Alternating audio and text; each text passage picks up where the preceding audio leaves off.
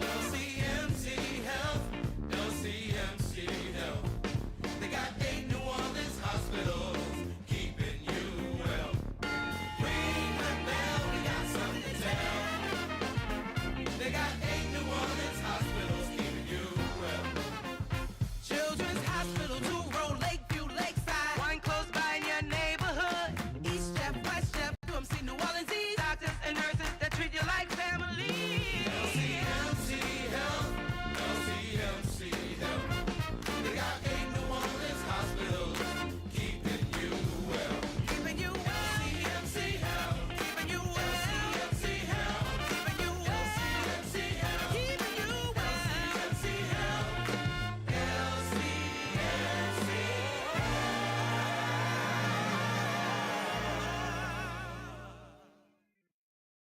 Greetings, WBOK family. This is Jason Clark, host of United Way and You. Be sure to tune in next Thursday at 12 p.m. when we'll be speaking with Melanie Richardson, co-founder and executive director of Training Grounds, a United Way funded partner. The topic will be the We Play, We Connect Family Resource Hub. Please tune in if you're able. Until then, we only have one life to live, so live The united. New Orleans Jazz and Heritage Foundation is the nonprofit organization that owns the New Orleans Jazz and Heritage Festival presented by Shell. With the funds generated from Jazz Fest, the foundation invests in Louisiana companies through economic development, cultural enrichment, and free educational programs.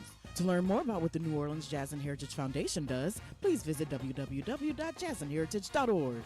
It's no secret that in New Orleans, we love good food just as much as we love our community. So why not make groceries while supporting local food producers too? Crescent City Farmers Market hosts year-round, rain or shine, where you can buy the region's freshest in-season produce, dairy, meat, seafood, and more. Using SNAP benefits at our market is easy, and with Market Match, you can double your dollars. Yes, that's right. Swipe your EBT card and we'll match every SNAP dollar, doubling your grocery budget so you can purchase more fresh fruits, vegetables, and food-bearing plants. Check us out on social media and visit us at marketumbrella.org for dates and locations. See you at the market.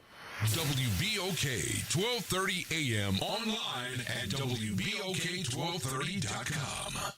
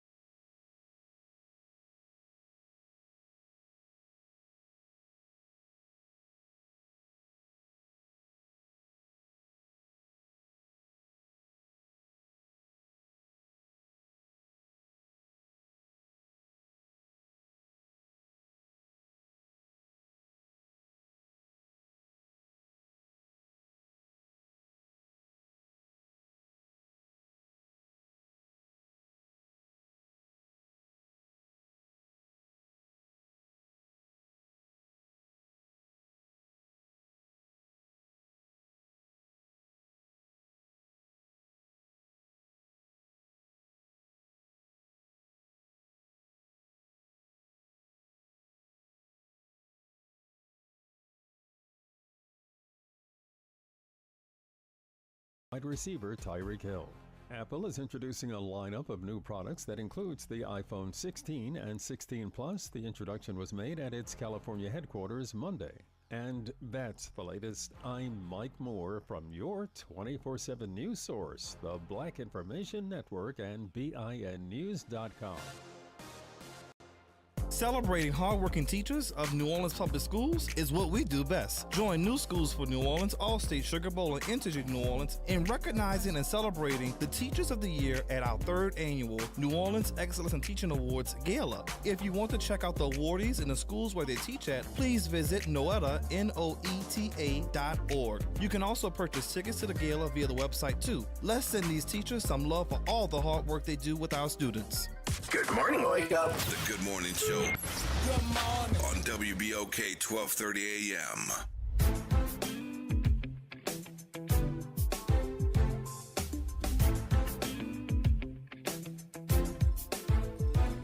Good morning, New Orleans. Good morning. I am Dr. Ashanta Wyatt. In studio with me this morning is the former newsman. That's what he said, Glenn Boyd. Always a newsman. Always a newsman.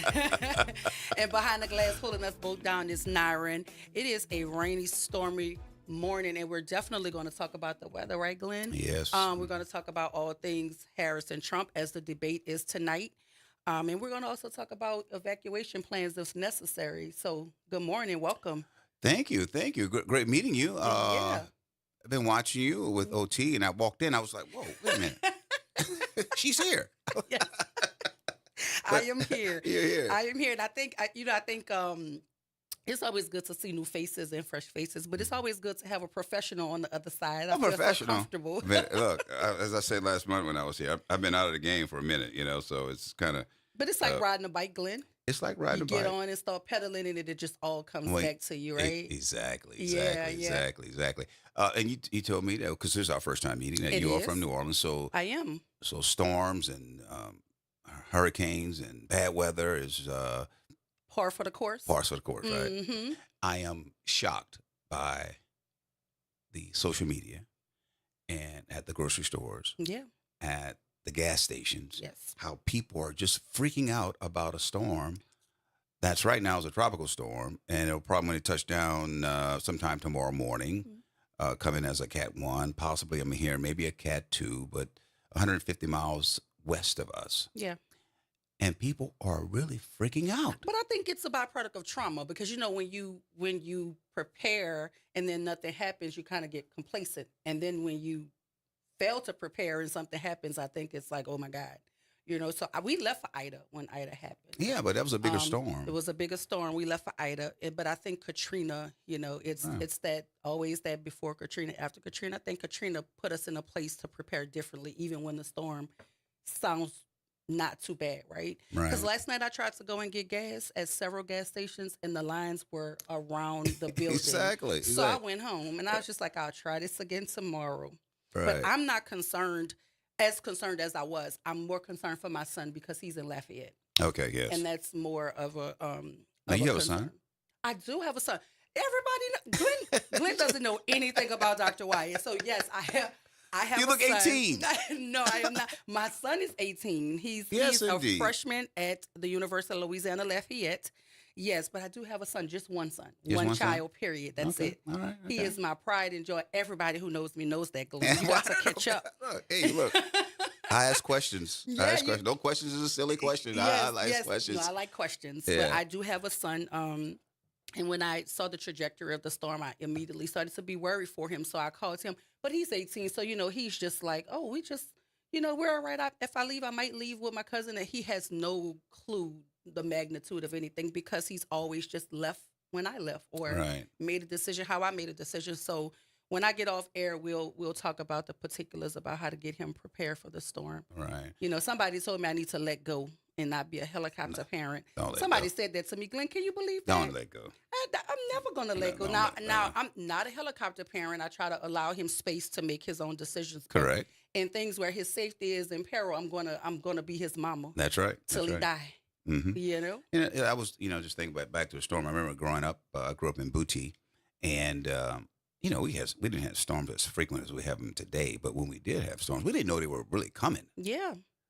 We just said it's bad weather. After the event, we had some bad weather. Yeah. And now we have all this technology and social media, and folks are just, just armchair meteorologists. Oh, exactly. Everybody wishing for the rebirth of Nash and my good friend Bob Breck and all the weather gods so to speak, because those back are in the people day. we trusted, right? Sure did. Yeah, Right. Nash And now Bob. we have Margaret Orr. I saw her She posting. she retired, but yeah. she was posting about the getting people Yeah, prepared he for was. the storm. In fact, I saw David Bernard. He was Mhm. on. I saw him on Facebook last night as well.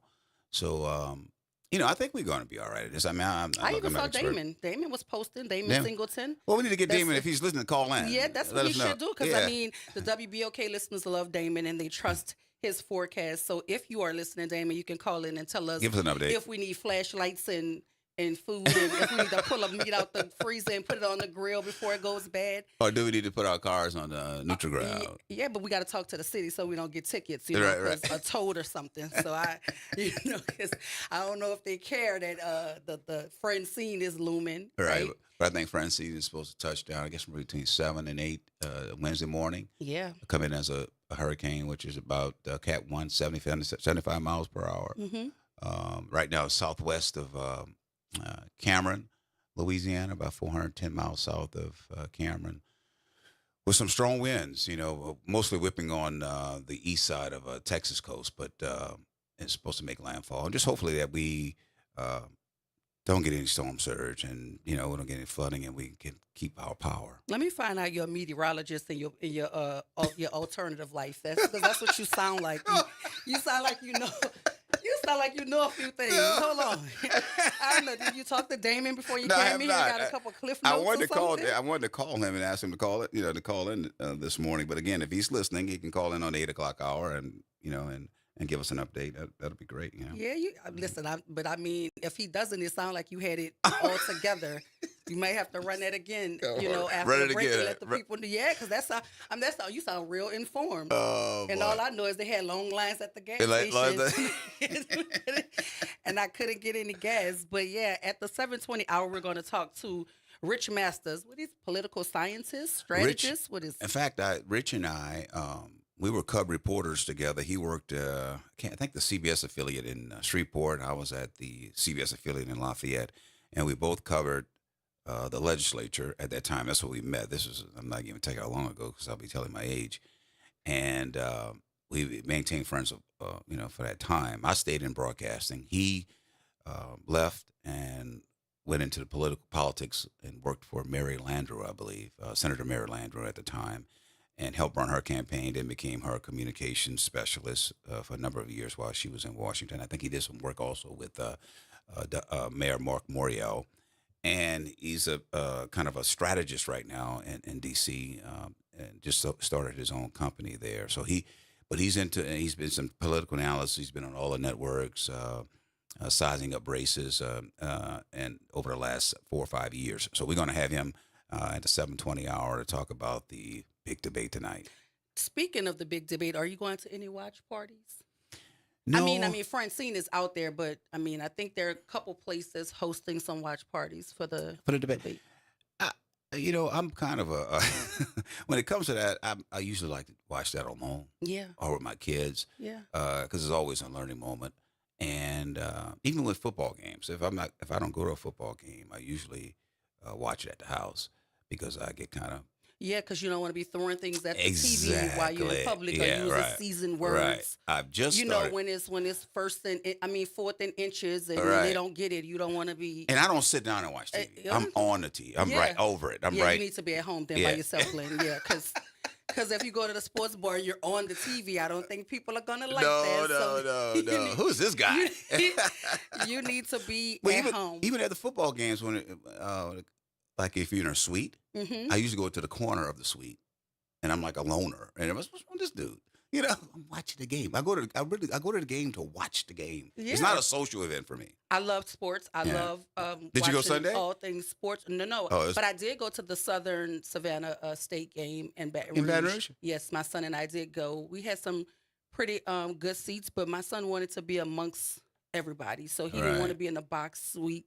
He That's said a it great was- experience. It was a wonderful Oh, experience. I love- It was a wonderful my first time at a Southern game. Well, I worked in Baton Rouge for a year. So on Saturday nights, I was on the Bluffs. At that time, I was working for Channel 9 there.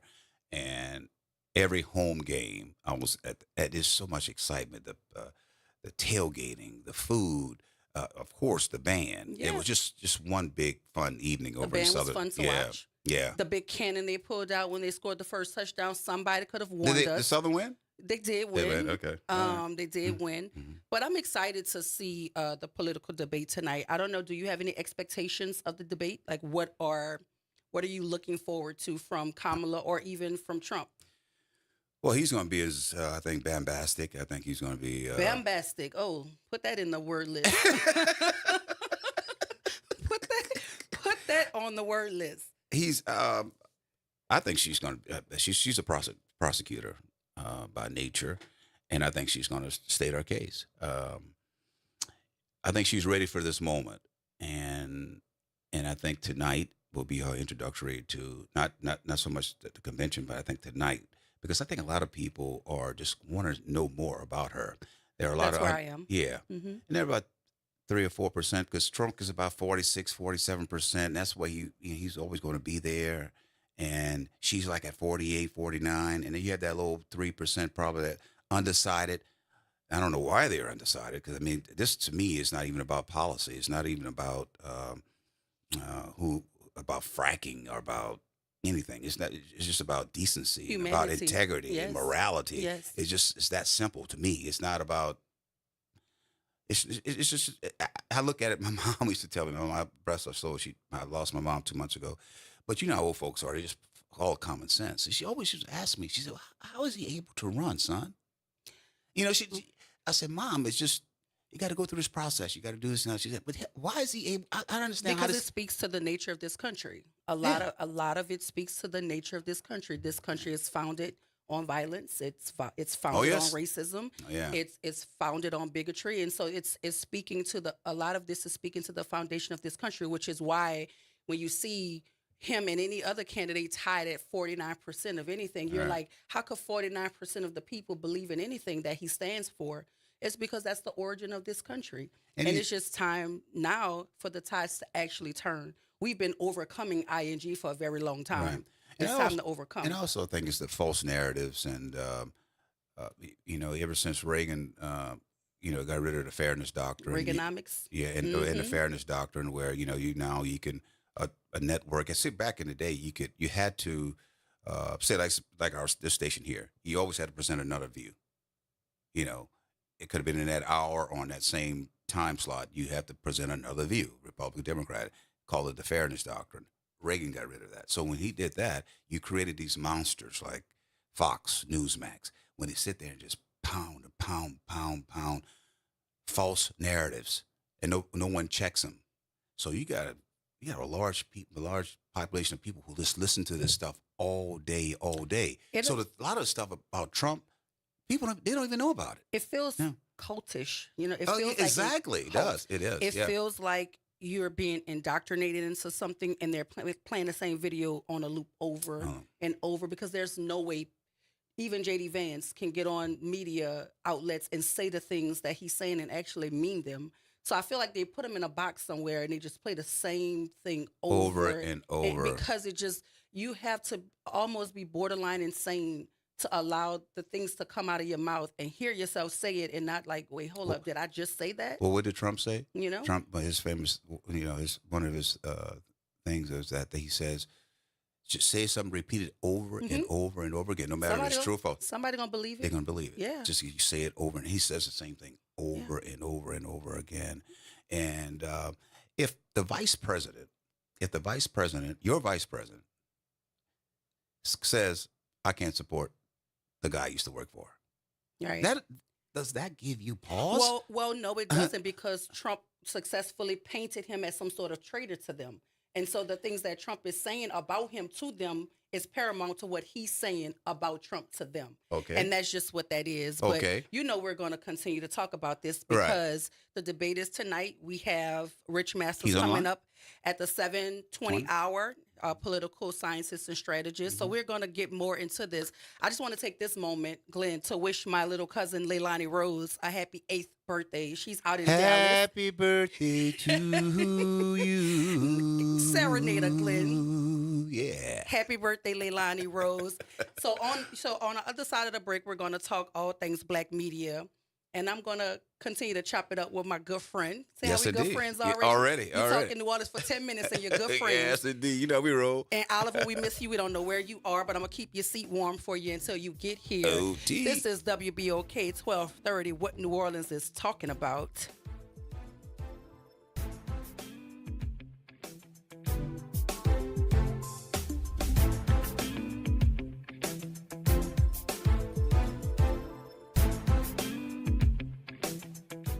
Hey y'all, it's Chef Bunny, and I'm the host of The Roo, where we will be discussing all things food and NOLA. You can catch me live on air Thursdays at 12:30 p.m., so check out what we'll be cooking up on WBOK 1230 a.m. I'm Daryl Forges with WDSU News, and here's your headlines. Right now, the NOPD is asking for help locating a car they say was stolen during a reported armed carjacking. The car is a dark gray 2017 Nissan Murano. The car has a Wyoming license plate with the numbers 45250. Police say the car was taken on Mandeville Street. The victim says an unknown man came up and pointed a gun. If you know anything, please call Crime Stoppers. The New Orleans Police Department is investigating 2 shootings that injured 2 women. Police say the first happened in Algiers on Rue Park Fontaine around 1 a.m. The woman was taken to the hospital. Then just after 4:30 this morning, police say another woman was shot near the intersection of North Johnson and Esplanade. She was also taken to the hospital. No suspect information or other details have been released by police. All right, some good news right here. All of Houdat Nation is still celebrating the Saints' big win yesterday in their season opener. The Black and Gold dominated on the field, beating the Panthers 47-10. The Saints scored on their first 9 possessions and did not punt until the late fourth quarter. Carr finished with 3 touchdowns, and his best pass of the day was a 59-yard touchdown strike to Rashid Shaheed. Also, the Grammy Award-winning rapper Kendrick Lamar will be headlining this year's Super Bowl that's going to be in New Orleans. Now, Lamar has performed here in New Orleans before Voodoo Fest a few years ago. He was brought out as a guest artist during Dr. Dre and Snoop Dogg's Super Bowl set back in 2022. And the rapper had a big summer with hits like Euphoria and Not Like Us. Lamar has won 17 Grammys and a Pulitzer Prize. I'm Daryl Forges, and that's your headlines for WBOK. Welcome back to school, families and scholars. NOLA Public Schools is excited to kick off another exciting year of learning, growth, and success. Our dedicated teachers have been preparing all summer to provide an engaging and enriching experience for every student. Let's embrace new challenges, celebrate achievements, and make this school year the best one yet. Stay connected with your school and NOLA PS by visiting our social media channels. Here's to a year filled with curiosity, creativity, and community. Attend today, achieve tomorrow. Mount Hermon Baptist Church Hospitality presents The New Black Wall Street, Saturday, September 21st at 8 a.m. until 3 p.m. Have a chance to introduce your products and services to a captivating audience. Calling all small business owners, food vendors, authors, body care products, wellness boutiques, clothing merchandise, and much more at Mount Hermon Baptist Church, 3512 U.S. Highway 90 in Avondale. This event is free to the public. To become a vendor or for more information, contact 504-436-8062. Boost your savings with a CD from Home Bank. For a limited time, Home Bank is offering 5.05% annual percentage yield on a 5-month CD. If you want a longer term, take advantage of the 4.50% APY on a 9-month CD. The minimum balance for this special is just $2,500. So speak with a banker at any Home Bank location today. Home Bank, member FDIC. Visit DePaul's new Algiers Health Center at 2801 General de Gaulle Drive to receive primary and preventive care for both adults and children. Services also include behavioral health, imaging, an on-site pharmacy, vision, Medicaid enrollment assistance, and more. For appointments, visit DePaulCommunityHealthCenters.org or call 504-207-3060. Making a difference in the community. WBOK 1230 AM. Good morning, Wake Up. The Good Morning Show. Good morning. On WBOK 1230 AM.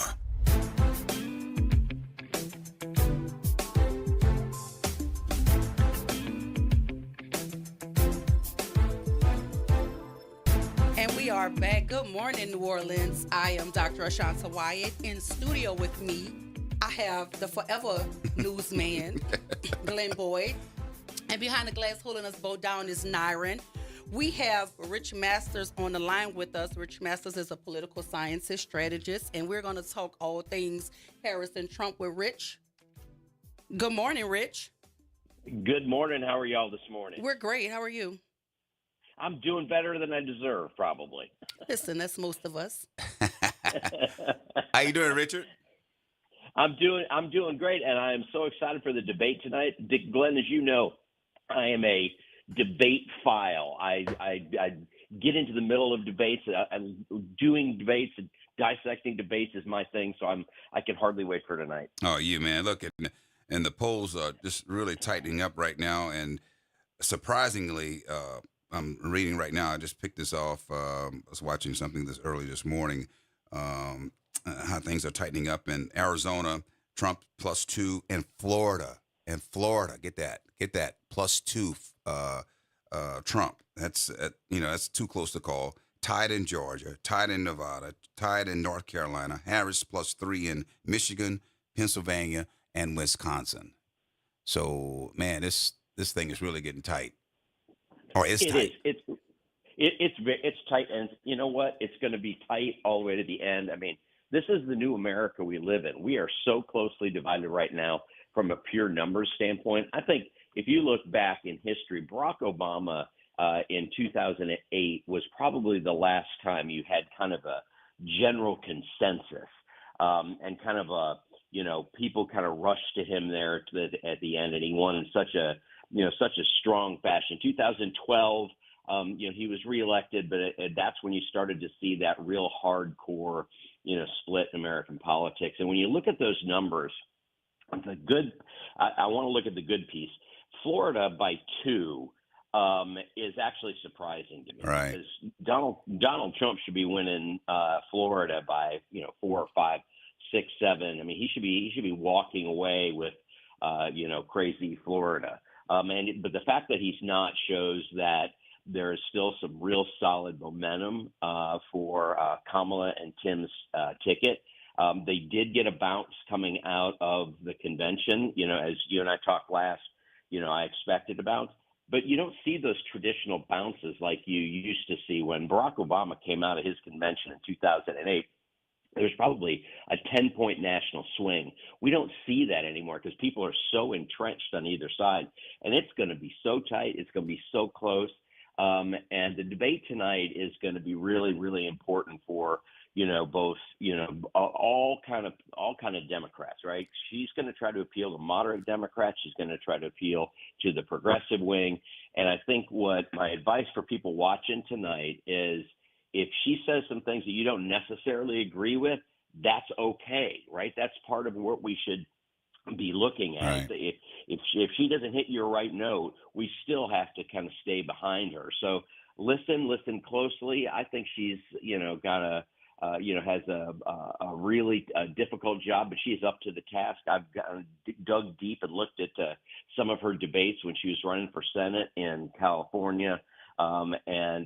Watched obviously the Pence debate. She's a good debater, but this is the first time, and he's, he's a little, obviously he's a little difficult to game plan for, so to speak. All right. Yeah, we want to talk about, what do you think Kamala's strategy should be for tonight versus Trump? Well, it's a good question, and a lot of people, I'm a debate coach, so I've coached a lot of candidates on how to debate. And, let me use an analogy. So in a NASCAR race, the cars get on the track and they race around at 140, 150 miles an hour, and they race around in circles. And then all of a sudden you're trying to train a driver to go out and race, but the only other driver in the race is drunk. He doesn't listen to the rules. He goes the wrong way. I mean, how do you train someone to kind of debate that? And so I think one of the things that she needs to do several things, I think, tonight. One, I think the campaign very smartly kind of kept her out of that media fray. Everybody's screaming, oh, she's not doing any interviews. She's not doing any news conferences. Let me ask y'all, who cares? Nobody. Only the media kind of plays that up. Voters don't really care. So people are hungry to see her handle questions. And if you go back to some of the questions that she posed during the Brett Kavanaugh hearing, right, she just dissected him. Asking if there's one single law that puts the federal government in charge of a man's body, and he had that dumbfounded look. I mean, it was a cutting piece. And when I look for in campaigns, and most people aren't like, the three of us that are going to watch this debate tonight and dissect it and stew over it. Most people are going to watch the coverage of it. And so my hope is that she comes off, as I know she can, confident, strong. Don't let him get away with any of his nonsense that he goes, push back, but don't be distracted by that nonsense. This is her opportunity to talk to the American people directly. They've seen nothing about her except the characters that's been played by the Trump people, and it's been built up over 4 years as vice president. This is her time to connect with the American people. And the worst thing a candidate can do, and when I coach candidates, the worst thing they can do is they get caught up in debating the person who's standing next to them. This is the opportunity for her to take her case for a new way forward. We're not going back, right? She needs to stick to the script and be very focused on telling the American people why they can entrust her both with our national security, our economic security, to lift people up from the bottom up and not from the top down. I expect a lot of that tonight, and I know she'll be really well rehearsed. I know the team that's they're practicing with her. They're really good. The thing is, she can't deliver a knockout blow. This election, as we started out chatting, is going to be a whisker race no matter how strong her candidacy is tonight. We need to understand that. No more landslides in America, I don't believe. I mean, she'll probably win the election by 7 to 10 million votes, but the Electoral College is still going to be, whisker thin, I suspect. I think, I think she's going to run well, and I think the numbers now are tight. But a lot of folks are not saying right now what they're going to do. But just like in the midterm elections the last 4 or 5 years, there's supposed to be this red wave. Never occurred, never happened. I just think there's too much. In fact, in a number of these states that we're talking about, these bellwether states, you have the abortion issue on the ballot. I just don't see how, everyone thinks it's going to be tight. I think she's going to win this thing, and she's going to do it convincingly. I really do. +2 in Florida and Texas, and Texas is almost in single digits, which is and the Democratic guy there is running ahead of Cruz right now. It's real tight. But these are some of the presidential debate rules. The microphones will be on when it's the candidate's turn to speak. Only moderators will ask questions. Trump gives final closing statement. Oh boy, no opening statements, so they'll get right at it. 2 minutes to answer each question. 2 minutes for rebuttal. Additional minute for a follow up. And each candidate will be given a pen, pad, or paper, and a bottle of water. They can't talk to any of their, any of their people during commercial breaks or anything like that. So I think we're really the low bar is Trump. They want to set a low bar for him. He can get it there and be unhinged, say all kind of crazy things, lies 30, 20, 50 times. But they're going to set a higher bar for her, which I think is not fair at all. Oh, no, you're completely right. I mean, if you look at the rules definitely, it's interesting because they got away from that presidential debate format, which I think is a good thing. But what her biggest trap is going to be is falling for his nonsense. Because keep in mind, they're going to cut the microphones, but she's still standing 10 feet from him.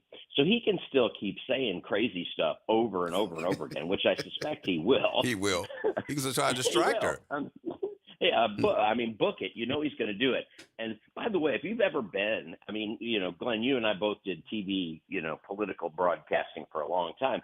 And, for those who haven't been there, when you're doing broadcasting, you work for different TV stations. And this is true. Glenn and I used to stand right next to one another, 5 feet from each other, doing live shots.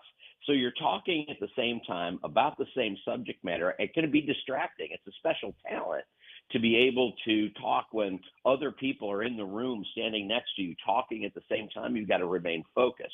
And that's some practice I hope that they went through with her, is to, when he just keeps talking, forget what he's saying. It's your opportunity to talk to the American people.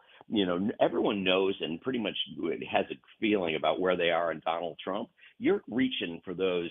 This election is going to be decided by about 60,000 voters spread out over 8 different states, and you need to talk to them, Kamala. Those are the people you need to convince that you can be trusted with our national security, you can be trusted with our economic security, you can be trusted to build the economy, not from the top down, but from the bottom up and the bottom out, right? And so she needs to continually make sure she remembers who the audience is, and it's not the White House press correspondents.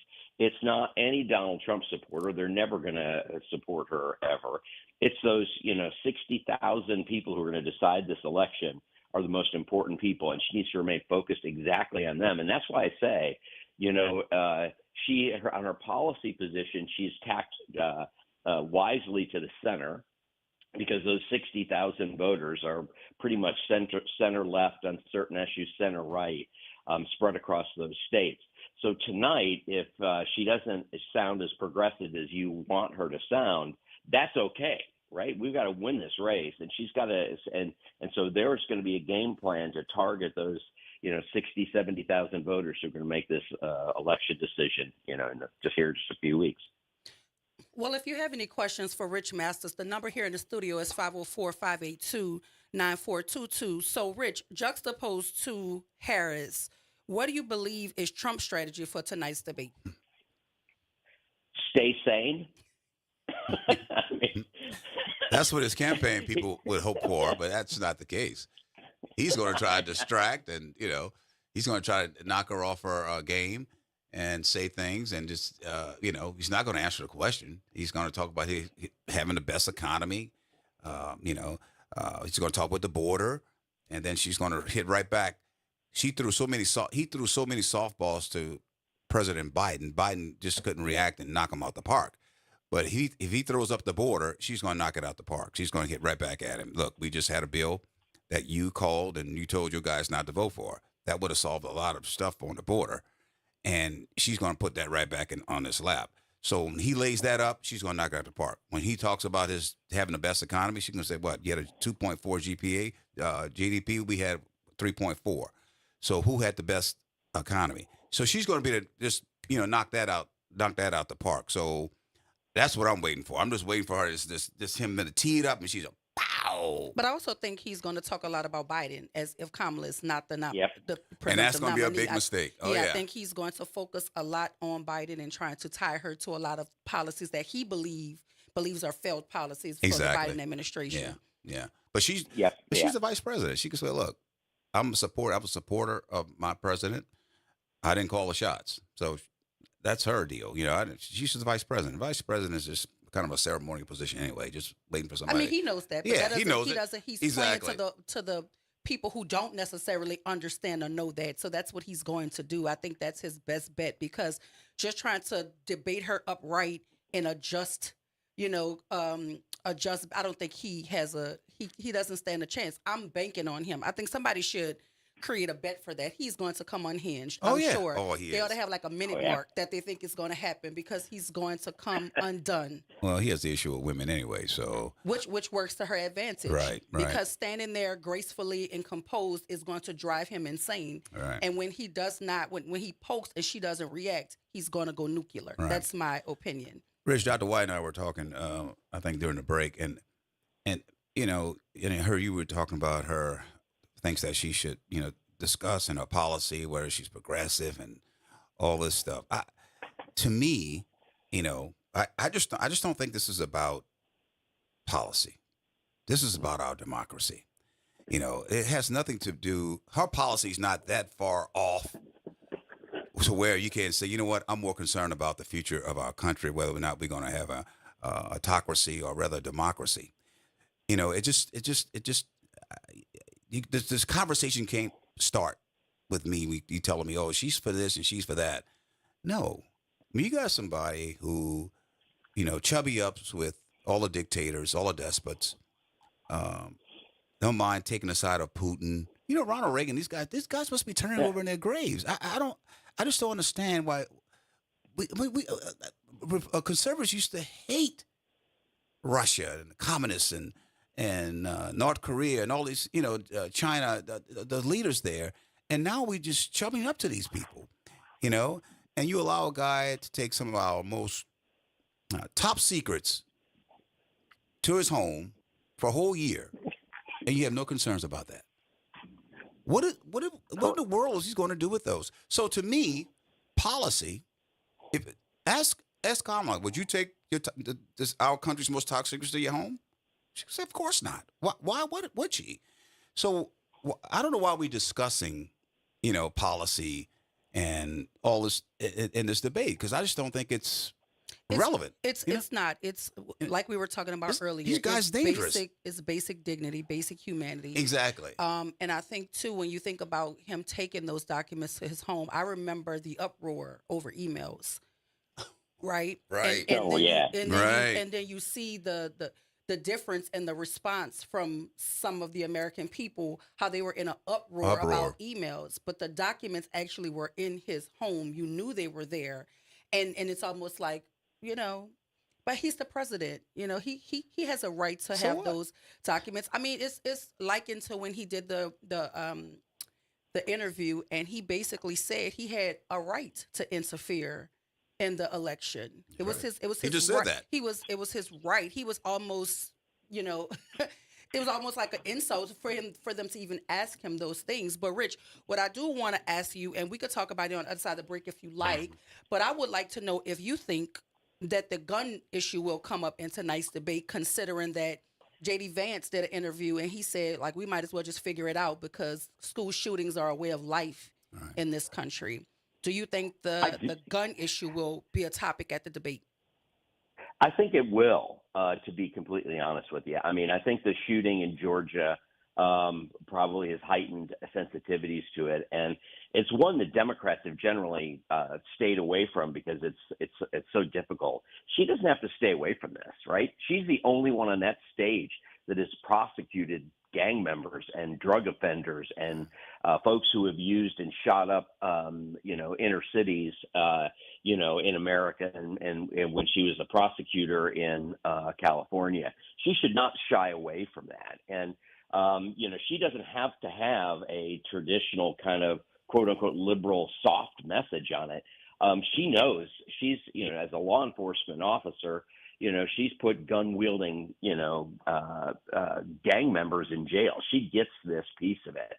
So I do think it's going to come up. I do think that people were disgusted by J.D. Vance as well. We might as well just get used to it. This is the norm. It's not the norm. Nowhere else on the planet do we have these. I mean, you don't see this in, I was in the Middle East just a couple of weeks ago. You don't see mass school shootings in the Middle East. I was in Europe. You don't see mass shootings in Europe. You don't see any in Australia or New Zealand. You don't see or that even Canada. Or even Canada. It's frankly, even Mexico. The shootings in Mexico are all drug and gang violence. You don't see kids walking in and shooting up schools even in Mexico. We're the only country on the planet that has this plague. And to just throw up your hands and say, well, it's going to be that way is just complete nonsense. And, I couldn't agree more. I think it'll come up.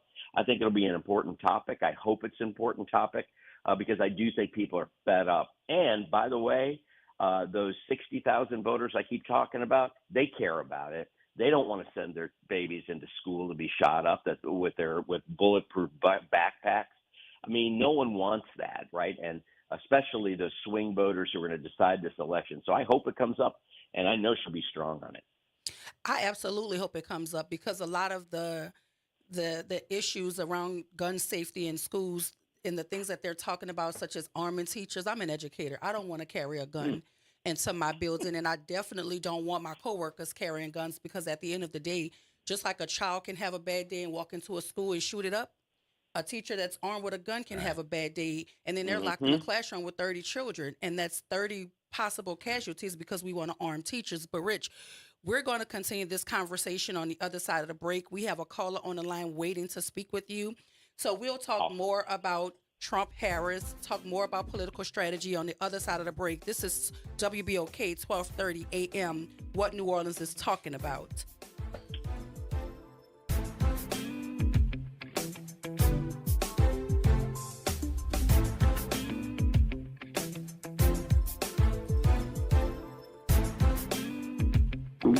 Oh no, stomach issues again? Stomach issues? Who are you? Your pancreas. I could be the real reason for your diarrhea, gas, bloating, stomach pain, or loose oily stools. I thought it was my stomach. People often do, but any of these symptoms could mean having a condition called exocrine pancreatic insufficiency, or EPI. With EPI, the pancreas doesn't release enough enzymes to break down food, but EPI is manageable. Use the symptom checker on identifyepi.com and speak with your doctor. That's identifyepi.com. Sponsored by AbbVie. This is Dr. Jaquil Ross, the host for Talk That, NOLA education brought to you by New Schools for New Orleans. On Talk That, we'll be focusing on the amazing work of our educators and students happening inside and around public schools in New Orleans. Our school communities are full of so much talent and promise, so let's talk about it. This month, we'll be joined by Libby Bain and Candace Frazier to discuss the importance of teacher compensation in New Orleans. Then we'll hear from Kathleen Harris and Dr. Mitchell Brookins about our Literacy Leader cohort created to support middle and high school educators across the city. In addition, we'll chat with students from Inspire NOLA charter schools about their experience at the NOLA Love Rally. Following that, we'll be joined by Emily Wolf and Chelsea Moore to learn about the Thrive Kids Student Wellness Program at Children's Hospital. So tune in to Talk That, NOLA education every Monday at 12:30 p.m. on 12:30 a.m. To learn more about NSNO and our programs, visit newschoolsneworleans.org. Calling all college students. The National African American Insurance Association presents their free 2024 Career Fair and Expo September 17th and 18th. To register, go to naaia.national on Instagram and use the link in the bio. Welcome to Liberty Bank and Trust, where your financial journey transforms communities. Since 1972, our customized banking solutions power your dreams and fuel your community growth. Every dollar you invest with us circles back to empower more people, ensuring opportunities for generations. Join us at Liberty Bank. Together, we empower possibility. Visit libertybank.net to start banking with purpose. Liberty Bank, there's freedom here. The New Orleans Jazz and Heritage Foundation is the nonprofit organization that owns the New Orleans Jazz and Heritage Festival presented by Shell. With the funds generated from Jazz Fest, the foundation invests in Louisiana communities through economic development, cultural enrichment, and free educational programs. To learn more about the New Orleans Jazz and Heritage Foundation, please visit us at www.jazzandheritage.org. Good morning, Wake Up. The Good Morning Show. Good morning. On WBOK 1230 AM.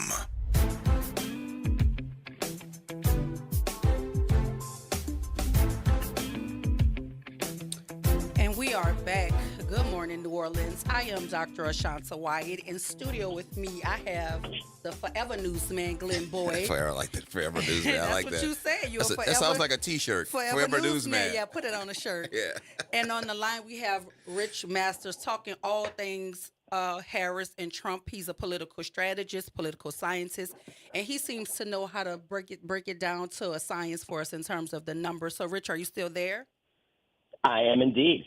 Yeah, so let's talk about it. Like, what other issues do you believe are important to the American people that you're hoping to hear at tonight's debate? Well, I think, she laid out, when I say she, obviously Kamala laid out an economic plan, which I think really goes to the heart of what it is we're looking for in America and what is really going to help build this economy. Because right now, the number one concern across, if you poll after poll after poll, the number one concern is economy, and the number two concern is inflation. By the way, they're both inextricably intertwined. And so her economic plan, to me, is actually really inspirational and smart. It does a number of things.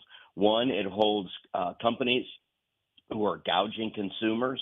When you are a huge corporation and you blame, COVID and inflation and other things, and you're returning to shareholders hundreds of millions of dollars, and when CEOs are giving themselves hundreds of millions of dollars in bonuses and incentives, and then you blame, well, this, inflation is not on us. For a long time, companies were right. Inflation was a product of supply chain disruption after COVID. During COVID, we got set back 2 years in terms of getting goods and services.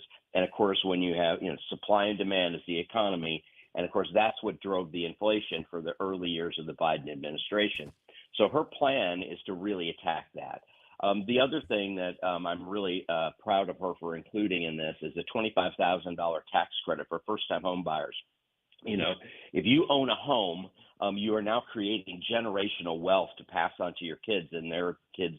It fundamentally changes. And when I continually talk about building the economy from the ground up and out, as opposed to the Republicans' idea of building it from the top, trickling down, this is what I'm talking about. It'll help first-time home buyers create wealth. It will help them build generational wealth, which is critically important. She's also going to hold big businesses accountable for price gouging, which is an incredibly smart way to do this. It's a way for her to push back when they say, well, listen, all this inflation happened under your watch. Let's be clear about when inflation started. When COVID began and Donald Trump basically said, this is like the bad flu, it's going to poof one day, go away, was his direct quote. People keep saying, the economy was so much better 4 years ago. Was it? We were all living in our houses 4 years ago. The economy was in the early stages of complete collapse that Joe Biden and Kamala Harris, were able to bring back together. So what I'm looking for her for tonight, especially in these issues, these pocketbook issues, listen, she's a mom. She did not grow up in wealth. She was not handed hundreds of millions of dollars in slumlord money from her parents like Donald Trump was. As a woman who worked at McDonald's like most of us did at some point, she knows what it's like to raise a struggling family. And so what I'm looking for her tonight is to talk about how policy in America can help build this economy from the bottom up and out. That creates a much longer economic stability for our country, as opposed to this whack-a-mole, trickle-down nonsense, warmed-over tax cuts for millionaires that continually we hear out of the Republican Party. Well, I'm also excited, actually, excited is the word, to hear her attack Project 2025, because I believe that those are the policy pillars for the Trump administration. He can try to separate himself from it all he wants, but it's tied to him. And a lot of the issues in Project 2025 are alarming to me. One, being an educator, you want to do away with the Department of Education. That is scary to me. To try to do away with the EPA and FDA and all of these federal guardrails we have tells us what type of government he's trying to put together for the American people. So if we are not alarmed by his past idiocies, we should be alarmed now, because he's literally trying to create a dictatorship where he has the full say in every area of our lives, not just with our bodies, but with our schools, with our government, with our medications, everything. So do you think Project 2025 is going to be a topic of discussion at tonight's debate? I certainly hope so. And he can try to distance himself, like you said, from it. He can't. This is the roadmap. Listen, in Washington, D.C., the rest of the American people are just now hearing about Project 2025. I live here in Washington, D.C. I have a house here in Capitol Hill. The Heritage Foundation has been buying up buildings all over Capitol Hill. They've bought over some old, bars and restaurants, and they're converting them into these right-wing, indoctrination camps, where they are going through and, the idea, if you listen very closely to what they're saying, the Heritage Foundation has said repeatedly that the problem with the last Trump administration was that there were too many rhinos, Republicans in name only, who came in and stopped Trump from being Trump. So what the Heritage Foundation said is, we're going to build an army of people that are going to come help Trump be Trump the second he takes over in 2025. They view the Trump first term as a failure because people like John Kelly and others stood in the way of some of the even more crazy stuff that Trump was proposing. 2025, the Project 2025 was designed with a specific purpose in place to have an army of right-wing allies to step into the government. One of the scariest things in Project 2025, by the way, is the fact that they would take away civil service protection from all federal employees so that they could replace people who have worked in the Department of Justice and Health and Human Services and the Department of Veterans Affairs. They could replace all of these career public servants with partisan hacks from around the country. Can you imagine that right now? The people who serve in the Department of Veterans Affairs, they serve Republicans, they serve Democrats, they just do their job. Under Trump, you would no longer be able to do that. He would wipe away civil service protections. They could fire the federal workforce and bring in people whose sole mission is to carry out Donald Trump's orders. That is scary. That is the very definition of an authoritarian rule, and that should be as scary. And it's a real document. He can say he doesn't support it. That's not true. His entire former administration has designed it, wrote it, and they did it with the express purpose of being able to take over the country on day one. They were stupid enough to put it in writing. 900-page document. 900 plus. 900 plus. Yes. And Dr. White and I was talking about earlier, Rich, I think because look, I have a lot of friends who are supporting Donald Trump. And talking to them, they really don't know why they're supporting Donald Trump. The things that we know, they don't know because they listen and watch Fox or Newsmax, and they hear these false narratives every single day. They know nothing about Project 2025. Nothing. Never heard of it. That is so dangerous. It's dangerous, Glenn. And you know what happened? It's the demise of journalism. What you and I used to do, we spend less on local news, less on local, reporters. And it's really been to the detriment of the country because now you have this propaganda machine on the right that is essentially mirrors what, they were even doing in Nazi Germany. All they get is propaganda, and it's easy to fool people when you don't have reporters like you and I used to do. And we held Democrats and Republicans alike to count when they lied to us. Indeed. We did. I mean, that was our job. We did. Know? Well, Rich, you have about a minute. Can you tell us what you believe the impact of tonight's debate? How is it going to impact the presidential election moving forward? I think it's going to give Kamala Harris a boost. I do think that she is going to come off looking terrific. She's a prosecutor. She's skilled. She's got a great sense of humor. I think we're going to see all of that tonight, and I think it strengthens her hand. I do think at the end of the day, this race is going to be extremely close. I don't predict anyone is going to come out with a 10-point lead on going into Election Day. We need to remain vigilant. We need to turn people out. We need to make a plan to vote. We need to make all of our friends have a plan to vote. Because it's going to come down to the very last soldier, and we need to make sure we fight all the way to the end. Well, thank you so much for being with us. Thank you for your expertise, and hopefully you'll be watching the debate tonight, and hopefully you can come back and talk to us and let us know what your findings were from the debate. Do you promise to give us another shot? You will come back? 100%. Anytime you need me, I'm there for y'all. Thank you so much. On the other side of the break, we're going to talk to Victor Sims. I am Dr. Ashanta White. In studio with me is Glenn Boyd, and Naren is holding it down for us. So on the other side of the break, Victor Sims at the 8 o'clock hour. This is WBOK 1230 AM, what New Orleans is talking about.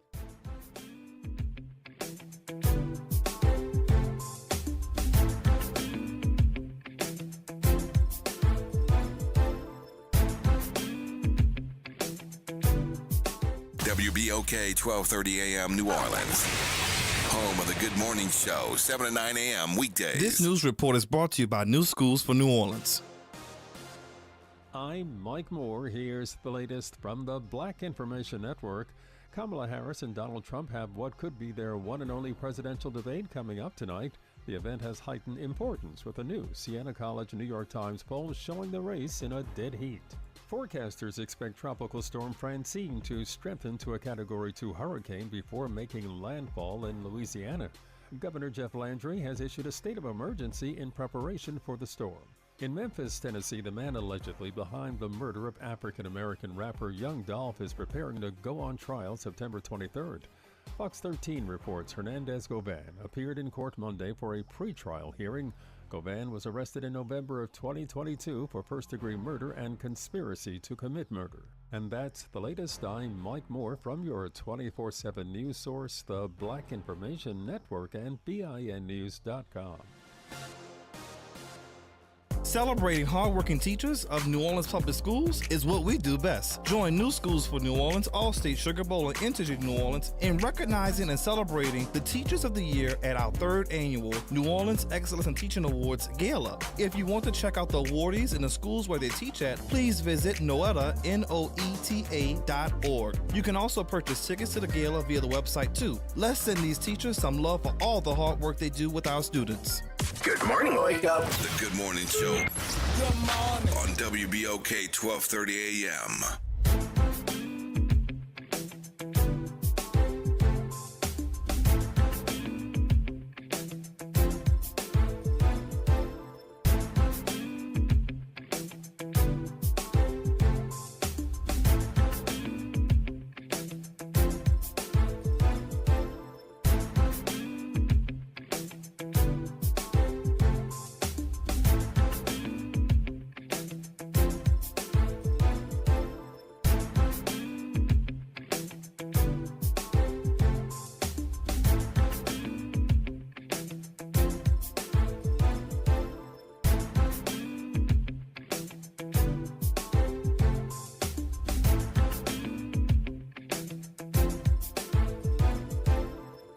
We are back.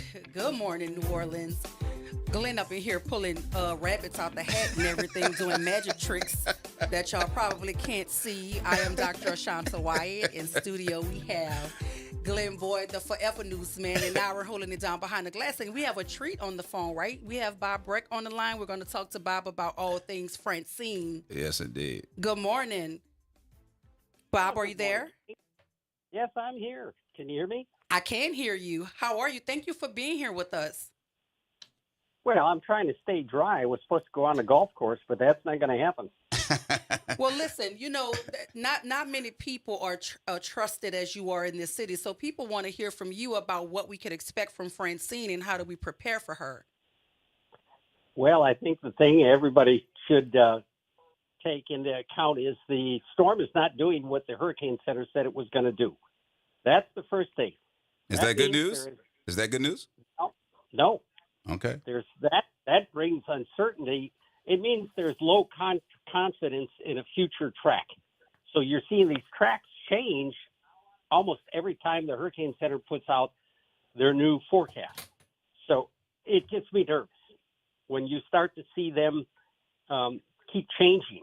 They're not locked into where the storm is going. So I think everyone just should take a deep breath, understand that this storm, what we do know, this storm has not increased in strength overnight. It is not become a hurricane, and it was supposed to be. So that's the first thing you should know. The second thing is it has moved very little, but the way it's moved is not where it was supposed to. It is headed more to the northeast and not following their track, which if the Hurricane Center will adjust the track here coming up at 10 o'clock. It's going to bring the storm closer to us. And that means, yeah, we're going to get in on bigger impacts. How big? It depends on whether the storm does become a hurricane. Hurricane Center believes it's going to be a Category 2. It may not. So I think, I'll tell you personally, there's this big cluster of storms south of Louisiana that seems to be inhibiting the development of this system. It may drag the center farther to the east. So not only does it head to the east more towards us, but it might even get to our south and go more towards the Mississippi Gulf Coast. Jeez. So I don't want people to think this track is not locked. It's as, remember Margaret Orr's favorite saying, you know, it's not written in stone. Written in granite. Margaret always had that line, and I thought that's pretty much what you got to say here. This is not locked in. Well, Bob, you've been tracking storms forever, so give us your experience. Have you seen one like this with this track and the way it's behaving? No. The only one I remember down in that part of the Gulf was Opal back in early October. I think it was 1995. And Opal started out coming towards Louisiana and then took a sharp jog and ended up over at Pensacola. Now, I'm not saying this storm is going to do that, but I'm just throwing that out there because right now the Hurricane Center is not focusing on anybody but Louisiana. And I think Mississippi might get in on this. If I'm in Mobile, I'm getting a little nervous if that track keeps going farther eastward. And there's nothing you see in the Gulf that could push it Nope. to the west. There is, Glenn. You're a magician. Come on now, man. Give me one of your magic tricks here, where you can pull this out of the hat. There's a trough coming across Texas that's gonna, I think, pick this up and force it quickly off to the northeast. But that hasn't happened yet. So it's all kind of like today is a wait and see game.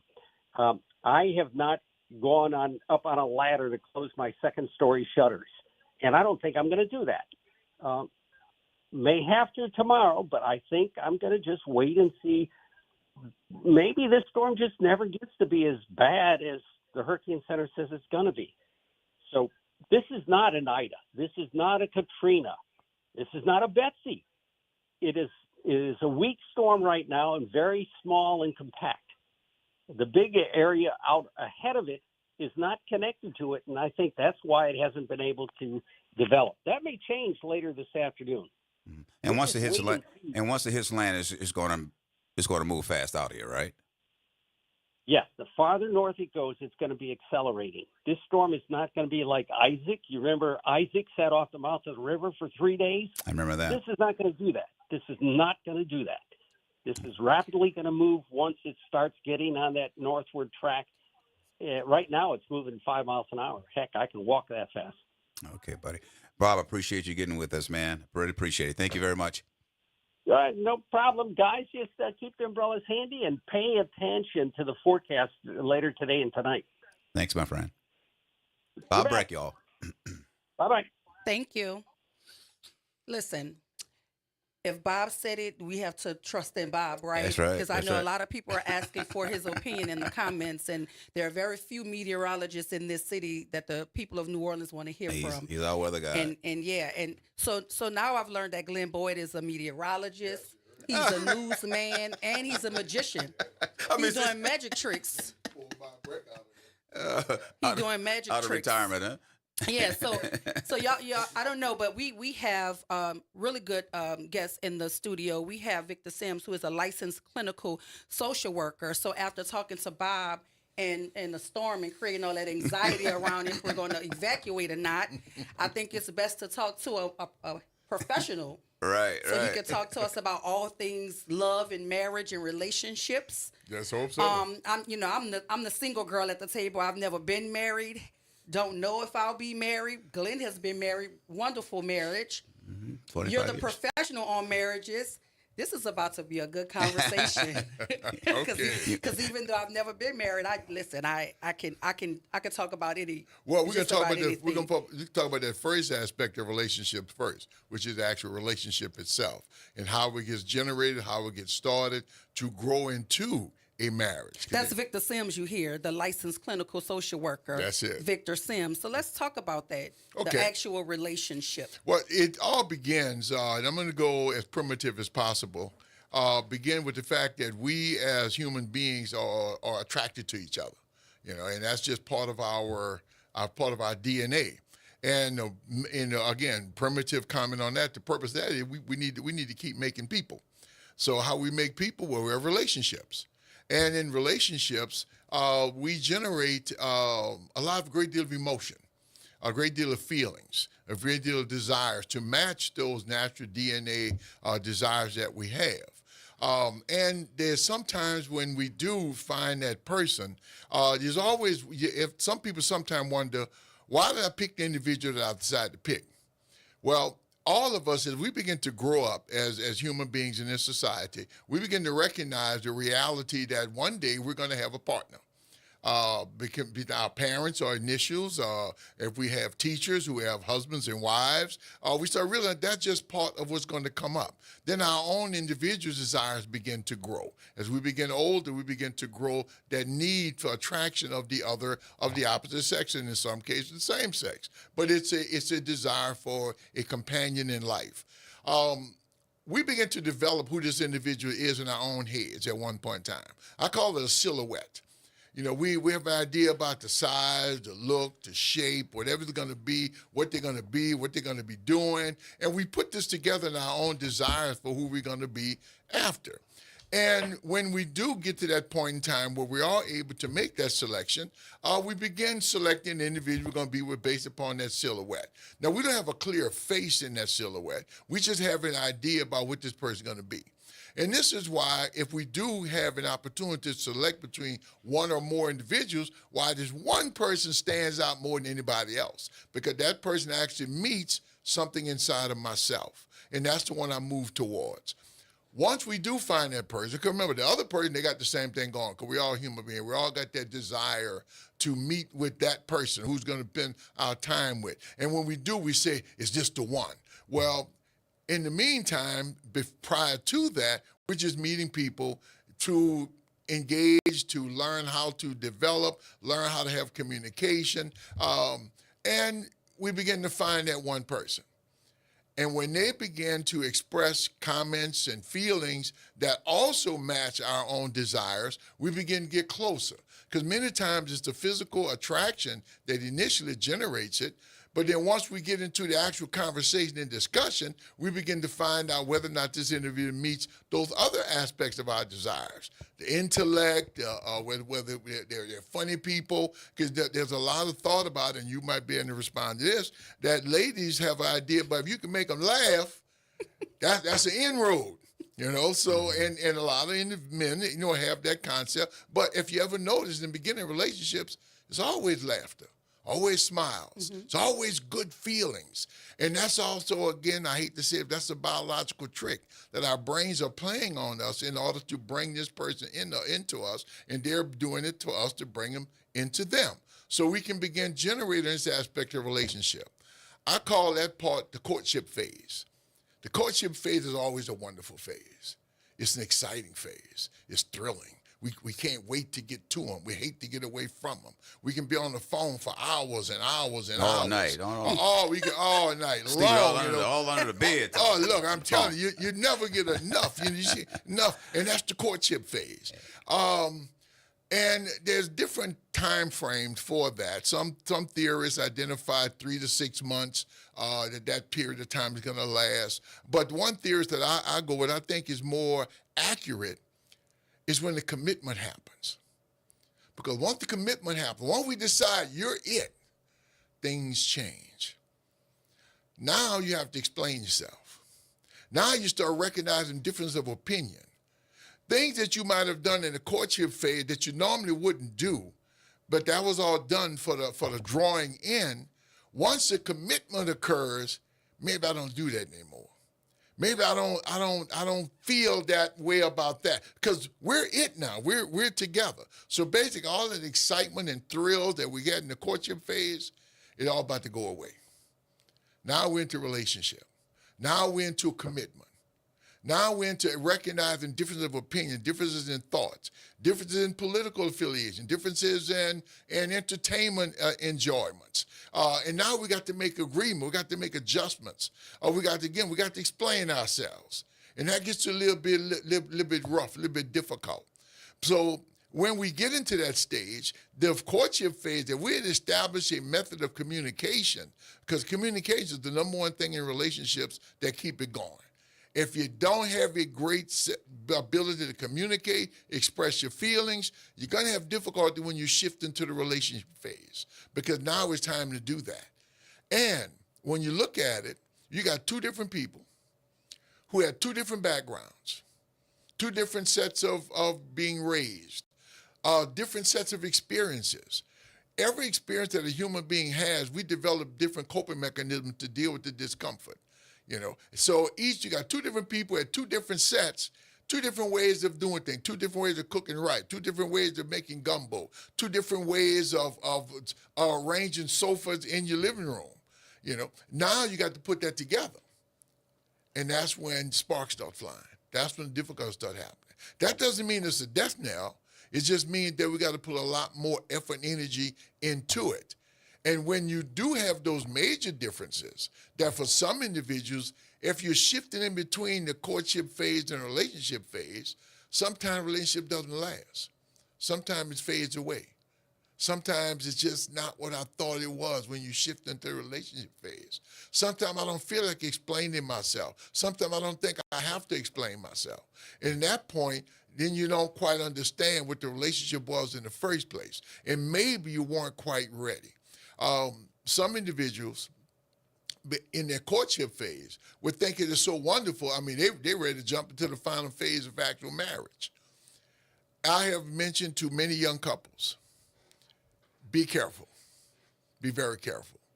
The last time I looked at the research for it, to make a determination that this is the one, usually be together at least 14 months before you can make the decision that this is the one.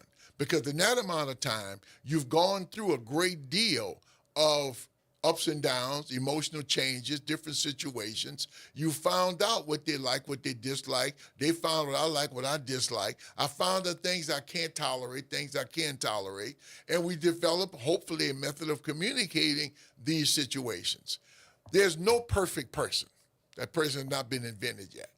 So am I able to tolerate the things I've identified as negatives, as well as accept the things that I identify as positives, you know? And it's important that we're able to do that. Sometimes in early relationships, people recognize aspects where they identify as negative behaviors of the other person. In the courtship phase, you tend to push that to the side like it doesn't even exist. Once you get into the relationship phase, now it gets to be more of a thing. Because that particular behavior has been occurring repetitionally because you've never said that this thing somewhat bothers you, so why should the other individual begin to discontinue it? So they continue it. And the repetitious nature of a particular behavior that is uncomfortable, after a while gets to be very uncomfortable. Because now when you shift to the relationship phase and you got to start explaining yourself, now you got some negative energy coming into the relationship. And no, I don't want to get it wrong. All relationships got negative energy coming into it. I don't care what it is, you're going to have that. It is how you handle it. It's how you express it that makes the determination on the strength of this relationship. Because we're going to have ups and downs. I don't care who you are or what you're about. You're going to have ups and downs. It's how you handle those emotional levels.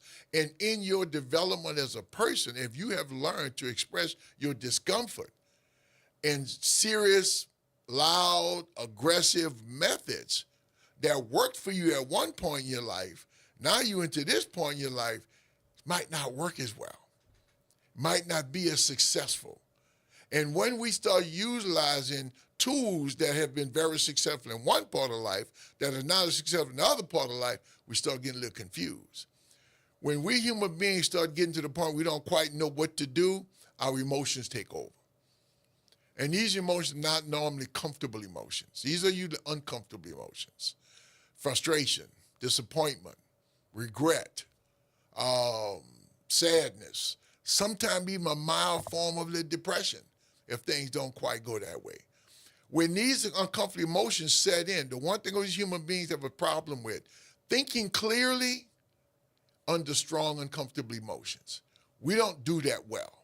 We tend to make mistakes. We tend to do things out of what we perceive as a behavior that's going to generate a comfortable reaction, and that doesn't happen because in our inability to totally process the information we're dealing with, we make mistakes. We say things, we do things in that heightened state of emotion that once that emotion comes down, we recognize that that was a mistake. Have you ever said to yourself, damn, why did I do that? Oh, absolutely. What was like I every thinking? day. Yeah. Like every day. That means that your emotion was guiding the ship. Emotions do not guide the ship very well. They do a pretty rotten job, as a matter of fact. Us recognize, you know something, when I get upset, I do stupid things. I have to tell myself that. Because if I do, I'm able to slow me down before I act. Because once I act, once I engage in a behavior or a verbalization, now I have consequences. And the nasty thing about consequences, they're never left up to us. They're always up to somebody else. And that person's going to do with it as they choose, based upon who they are, based upon what they utilize. So building a relationship is something we can do. The number one weapon to make a relationship good is open communication. And I think the key word you said, building. Yeah, yeah. You build it. You build that because it takes time because, I want this person, so I don't want to say something or do something to cause them to go away, so I may hesitate. I may hold back, thinking that, if I don't say something because I'm in a bad mood, one of the worst things we can do is hold that emotion in because it's not going to stay there. And the worst part of that is once we find that hold the stuff, our uncomfortable stuff in because we don't want to be seen as angry or mean, as problematic, once we start doing that, we start stuffing other stuff in because, as I mentioned earlier, there's going to always be ups and downs in relationships. That's never going to stop. Well, we definitely have some questions that we want to flesh out after the break, but you gave us so much to digest. So much, right, Glenn, about relationships and how to maneuver in these relationships. So on the other side of the break, we have questions. If you want to talk to Victor Sims, the licensed clinical social worker on all things marriage and relationship, the line here is 504-582-9422. After the break, more with Victor Sims. This is WBOK 1230, what New Orleans is talking about.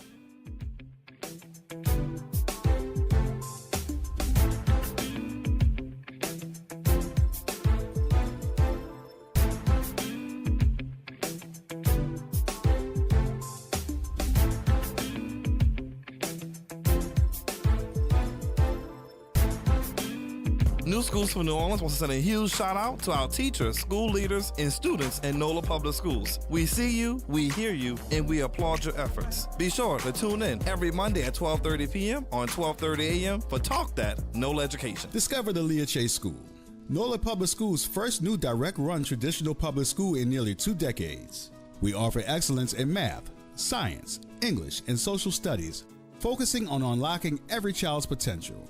Every scholar receives a personal device, regular assessments, clear family communication, as well as transportation services in a nurturing, arts-inclusive environment. Secure your child's K through 5th grade slot today. Apply at enrollnolaps.com and embark upon a unique educational journey.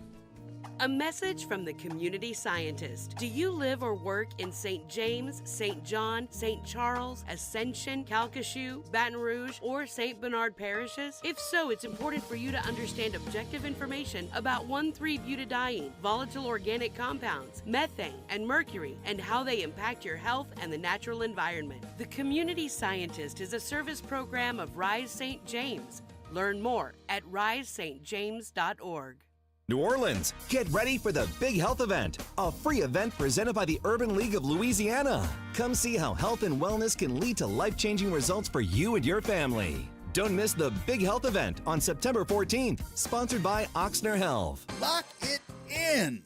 September 14th from 10 a.m. to 3 p.m. at the Montreal Convention Center. Free for the whole family. For more details, visit urbanleague.org. Don't miss out. The New Orleans Jazz and Heritage Foundation is the nonprofit organization that owns the New Orleans Jazz and Heritage Festival presented by Shell. With the funds generated from Jazz Fest, the foundation invests in Louisiana companies through economic development, cultural enrichment, and free educational programs. To learn more about what the New Orleans Jazz and Heritage Foundation does, please visit www.jazzandheritage.org. Hello, I'm Gary Clark. Please tune in to Dr. Clark 101, The Living Classroom, which is broadcasted weekly every Wednesday at 12:30 p.m. on WBOK 12:30 a.m. on your dial. And as always, it's been a pleasure. I'm Daryl Forges with WDSU News, and here's your headlines. Right now, all eyes are on the Gulf as Francine is churning, set to make landfall sometime on Wednesday. Both leaders on the South Shore in Orleans and Jefferson Parish driving home the fact that now is a time to prepare. City leaders, from the mayor to leaders with NOSEP, Entergy, and Sewerage and Water Board, all say now is a time to remain vigilant. The president of Jefferson Parish ordered a mandatory evacuation for anyone outside of the levee protection system. She also urged people to fill up their gas tanks, get their prescriptions, and stock up on non-perishable items and supplies that will help them shelter in place. Jefferson Parish leaders opened a shelter at the Terrytown Recreation Center for those who live in mobile homes or trailers. That shelter will open this afternoon, but remember, you have to bring your own supplies. Governor Jeff Landry declared a state of emergency for the entire state, allowing resources to flow to affected parishes if necessary. CLECO is doing its part and preparing for Francine. The utility says an additional 1,700 contractors have been secured for the potential hurricane's aftermath. This is in addition to the crews it directly manages in the area. These additional contract workers are CLECO's way of being prepared for whatever Francine could bring. I'm Daryl Forges, and that's your headlines for WBOK. Making a difference in the community. WBOK 1230 AM. Good morning, Wake Up. The Good Morning Show. Good morning. On WBOK 1230 AM.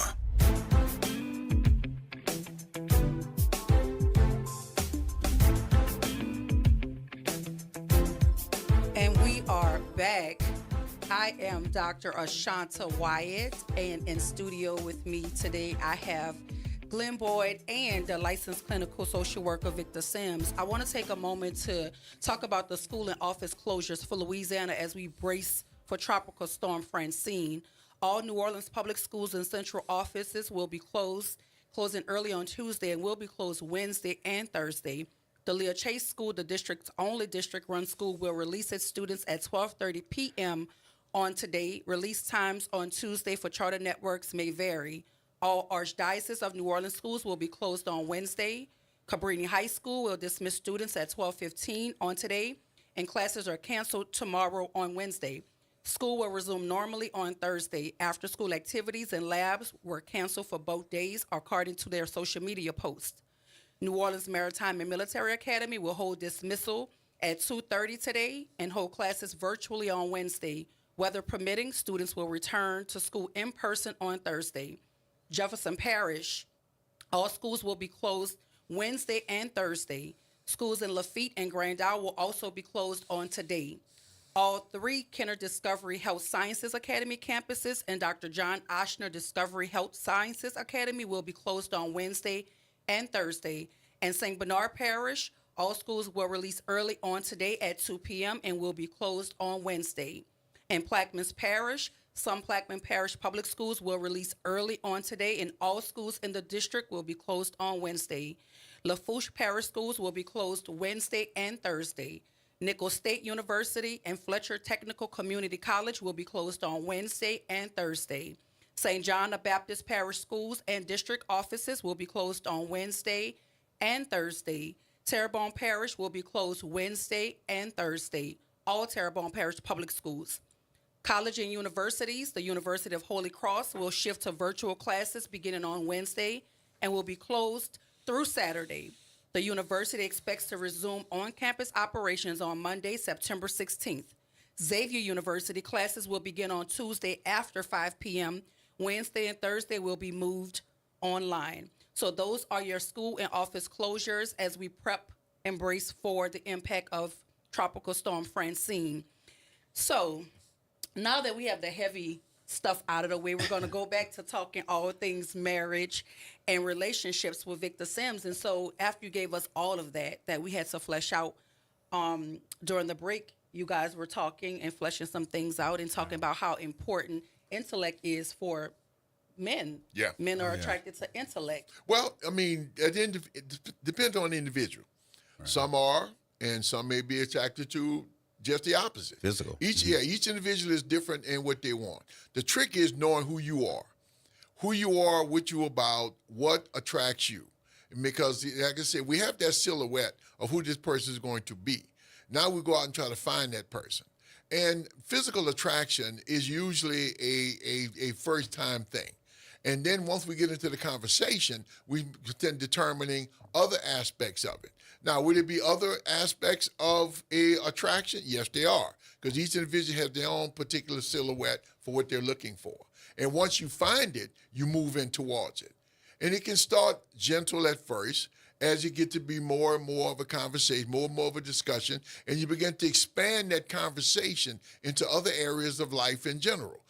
You get into conversations about your upbringing, your parents, you have your siblings, your school, previous relationships. You know, we can expand the human involvement within our conversation, and we get to know each other. That's what we call it, getting to know each other. And the more we get to know, the more if I will like it, or if I don't like it, if I'm an open person, I will express that. You know, I don't agree with that. I do something different. And that's fine. It's great for people to actually have ability to discuss difference of opinion, different thoughts and ideas. The trick is you can disagree without being disagreeable. All right. You know? I think,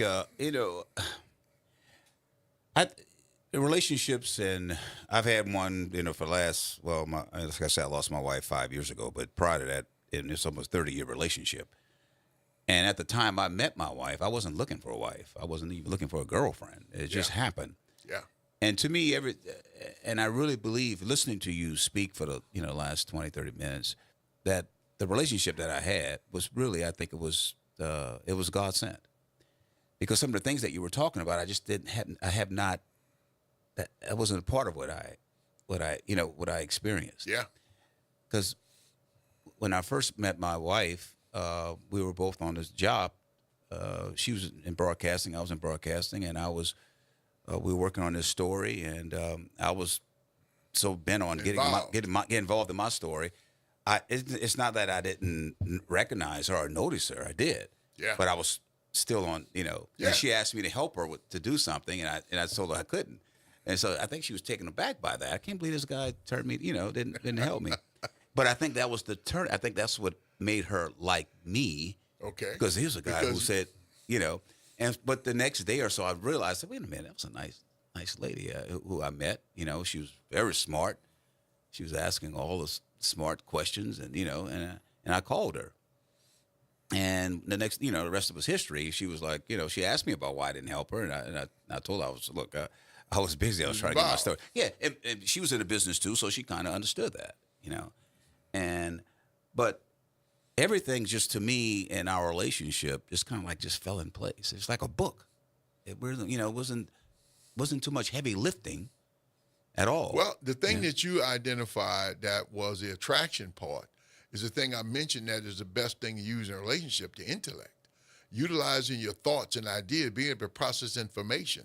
You also focused on a particular thing that was very passionate to you.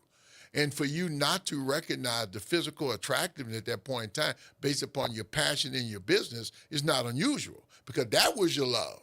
That was your attention. That was your attention. But as you mentioned, something happened. And that's the part I'm talking about. That's the part that inside of us, that something like it flips and you didn't recognize it. The lady I'm married to now, almost the same thing. I was not looking for a relationship. As a matter of fact, I've told myself I'm looking for not a relationship. Right. And then something happened. Yeah. And I still remember the day it happened. All of a sudden, the emotion I felt was not overjoyed in love. It was anger, because she had to leave. Oh, where you gotta go? Yeah. She, well, I gotta go. I said, well, why you gotta? And I was usually, I was a going out. I was a going out fella. Yeah, this was a Friday night. Perfect. I didn't want to go. I went in my bathroom and, what's wrong with you? What's wrong with you? Love You her. know? And the next day when she came back, everything just felt comfortable. Wasn't looking for that, but that's how it total works. Something inside of us gets touched. Something we might not even recognize. But there's something about this person that touches that thing that's inside of us. And when that happens, we start building on it and working on it. And it's like it's natural. Right. It starts just to feel natural. It's a job. It's a job. So how can stress from outside sources impact a relationship? Very much so. One of the things that you mentioned was the fact that you and your lady had the same business. So you understood each other. It's when you have different professions, different passions, that get to be a little bit confusing, that the couple has to really do some conversation to explain themselves to each other about how their different passions in their occupations will cause them maybe not to be there for a birthday party, not to be there for a particular situation that one finds very important. You know, when I was in the military, I was in the Navy, and I was married to someone else at that point in time. And it was my time to go on the boat. I had been on the sea for 3 years. Time for me to go on the boat. I saw 3 marriages come flying apart because the fellow was on the boat. And the lady found somebody else that was there. So I made a determination. I said, well, look, I can either go on the boat and take a chance, or I can just get out the Navy. I got out the Navy, okay? Because it just didn't seem like there was going to be an understanding for that particular amount of time apart, especially very young people. Very young people, they feel they need to have this time and this attention. And there's a lot of different reasons for that, and one day we can talk about individuals' personality needs and where those things come from. But in a marriage that's going to work for you, it's something that fits. And again, there's certain elements, the ability to communicate, the fact that you and your wife had the same profession, the same passion, that just added to it. Right. That was a great joy because you understood each other.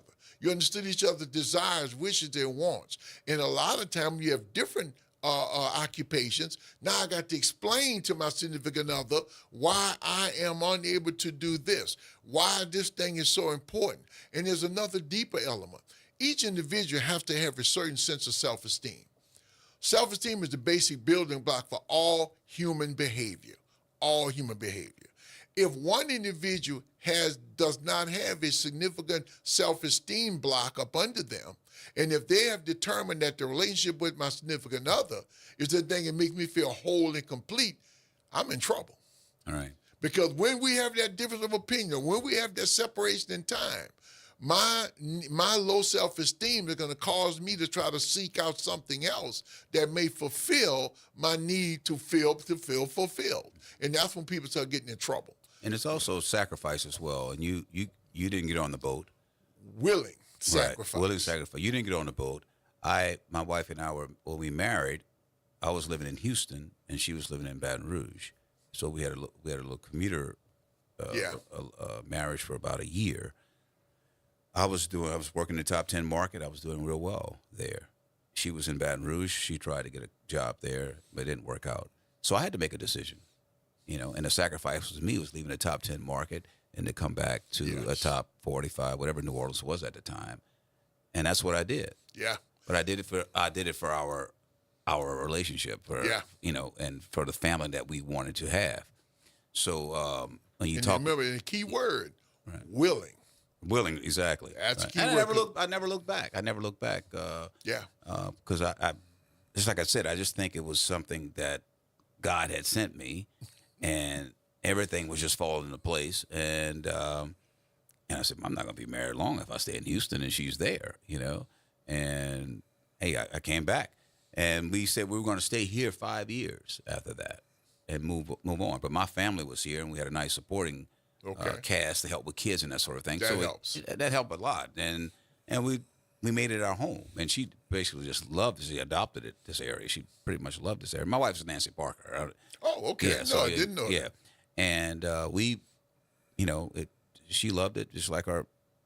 My wife cried. She told me my wife first came here as in eighth grade on a field trip. She lived in Alabama, and she said for some reason, when she left, she cried. And her mom was like, "What's wrong with you?" She said, "I just loved it. I love this place." She was in eighth grade. Little as I was her future husband was about 25 miles away in Booty, and this is where she wound up living. When she got married, and that sort of thing. But it was a special place. It was, and I look at my relationship with her. It was a very, very special. Yeah. And when you were the things that you were talking about, and I was thinking, I almost had tears in my eyes over here listening to you talk, because I've just brought up my relationship with her and how we started talking and how we came together. But but everyone is different. I have friends who they're divorced and everybody, all the relationships are different. And I just wonder why mine was so different. Well, you know? from number one, I think that your utilization of your knowledge and intellect, and you were in the same field and you understood each other, that went deep into the bonding that takes place, the willingness to communicate, and that intelligence also gave you the ability to communicate and know how to communicate. And I would also make the assumption that when there was some difference of opinion, you knew how to express that opinion in a way that was not aggressive, you know, towards the other person. So therefore, we can have this exchange of difference of ideas or whatever it would be without it being aggressive. Because when it gets aggressive, aggression means I am violating the other person's rights. And I have 5 rights that we violate: time, body, property, right to expect to be treated with respect, and the right to express myself. And if you respect those 5 basic rights, you can have an uncomfortable conversation with someone about difference of opinion, because I'm not going to try to overpower you. I'm going to try to express myself to you. And I'm going to do this other thing. I'm going to listen to you. Right. You know? Yeah, one of the things that we always said that we would never go to bed mad, even though we might have a little dust up. We try not to go to bed mad, you know, and 99% of the time we didn't do that. Wonderful. And then when we got upset or something, I was just trying to sing my way out of it, you know. So tell us how important self-care is to maintaining a healthy relationship, because a lot of times we focus on our partners at the expense of ourselves. Yes. So how important is self-care? It is extremely important. Extremely important. I have to recognize that if I don't take care of me, everything else that's important to me is going to go away. Because if I can't handle it, I can't maintain my responsibilities. And my responsibilities are, in a relationship, I'm emotionally responsible to the other person. Because everything I do is going to impact them in some way, shape, or form. And if I'm ill because I'm not taking care of myself, then they have to go through a series of uncomfortable emotional situations. Self-care is very important. And it's not a selfish thing. It's not a self-centered thing. It is a survival thing. And if I'm in a relationship, my doing things for me to survive to the best of my ability helps my relationship. And it lets my significant other know, I care enough about you not to cause you emotional discomfort because I'm not over here taking care of myself and I'm going down. Because we as human beings, we're going to have physical issues. Yeah, that's just part of built in as well.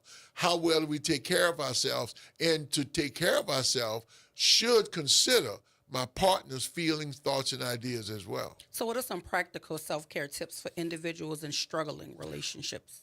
Well, depending on are we talking about biological or are we talking about emotional? Let's talk about both. Biological first. Biological, eating right, having a proper diet, recognizing that I am a human being and I do have certain needs when it comes to nutrition is concerned. Seeing my doctor on a regular basis, having a doctor to see on a regular basis, and actually doing that is definitely one of the self-care things for physiological concern. Again, and diet as well.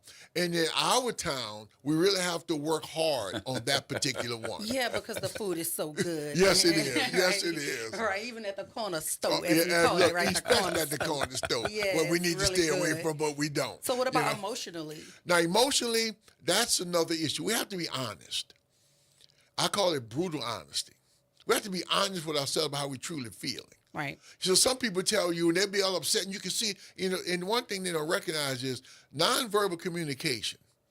And in communication, you got 2 parts, verbal and nonverbal. Verbal, the actual words we speak. Nonverbal is all the other things, face expression, tone of voice, body language, hand gestures. And there are people who will be upset, and you can see it on their face. And they'll say, I tell people, why are you angry? I'm not angry. You must be angry. Okay. It's like we're afraid to acknowledge an uncomfortable emotion that there's something wrong with you. If you're sad, if you're depressed, it's okay to acknowledge it. Because now your significant other knows what they have to deal with, what they're working with. So to express your uncomfortable emotion at any particular time is vital because that's part of the communication aspect of a relationship. So if you want to keep it from an emotional level healthy, always express, be willing to express how you truly feel about any particular thing that comes up. Your significant other now does not have to guess. The one thing we don't want is the person to assume what is happening. because then their actions on that assumption can be incorrect, thus adding to the problem. So if we are open in communicating our true nature and feelings, that lets my significant other know what to do, how to handle us, what to do about the situation. Listen, it is so much to digest, and there's so many. I was almost captivated by what you're saying because I've experienced a lot of these things in different situations I found myself in, and even the tips you're giving are not just for relationships in terms of marriages, but relationships in terms of friendships. Yep. Relationships in terms of family. Yep. You know, mother-son relationships and dynamics. So a lot of the tools you're talking about can go in to a vast array of relationships, so to speak. So on the other side of the break, we're going to continue this conversation. If you want to talk to Victor Sims, licensed clinical social worker, or even have a question for Glenn Boyd, the meteorologist, the strategist, the magician, the number here is 504-582-9422. On the other side of the break, more with Victor Sims, WBOK 1230, what New Orleans is talking about.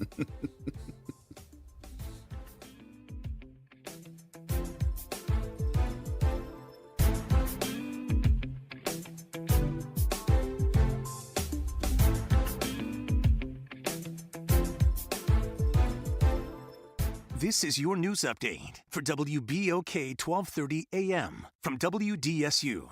For all your news and weather, watch WDSU News, New Orleans' leader in live, local, late-breaking news. Today at noon and 4 p.m. We're seeing a few early showers, then becoming heavier by the afternoon. Highs today into the lower 80s. Francine is projected to become a Category 2 by Wednesday, bringing 6 to 8 inches of rain. Flash flooding is a big concern Wednesday and a loss of power due to high winds. The system quickly moves out late Wednesday into early Thursday, and then we finally dry out. From the WDSU First Warning Weather Center, I'm Raven Richard. I occasionally have nerve discomfort in my hands, so the things I love to do... Let's play something, Grandma. ...became difficult as I got older. If you have occasional stabbing and burning in your hands and feet, try Nervive Nerve Relief. Nervive's clinically studied dose of alpha-lipoic acid reduces occasional nerve discomfort in as little as 7 days with continued daily use. Say yes to healthy nerves with Nervive Nerve Relief. These statements have not been evaluated by the Food and Drug Administration. This product is not intended to diagnose, treat, cure, or prevent any disease. Visit DePaul's new Algiers Health Center at 2801 General de Gaulle Drive to receive primary and preventive care for both adults and children. Services also include behavioral health, imaging, and on-site pharmacy, vision, Medicaid enrollment assistance, and more. For appointments, visit DePaulCommunityHealthCenters.org or call 504-207-3060. New Orleans Burlesque is back. The Red Light District, located on the second floor of your New Orleans headquarters by Nice Guys, presents a captivating, international, award-winning burlesque experience that will leave you breathless. Indulge in the sounds of our Grammy Award-winning quartet and exceptional food pairings each and every Saturday. To purchase tickets, visit Eventbrite.com, and remember, what happens in the Red Light District stays in the Red Light District. Tune in Friday, September 13th at 8 a.m. to hear Liberty Bank and Trust discuss customized banking solutions.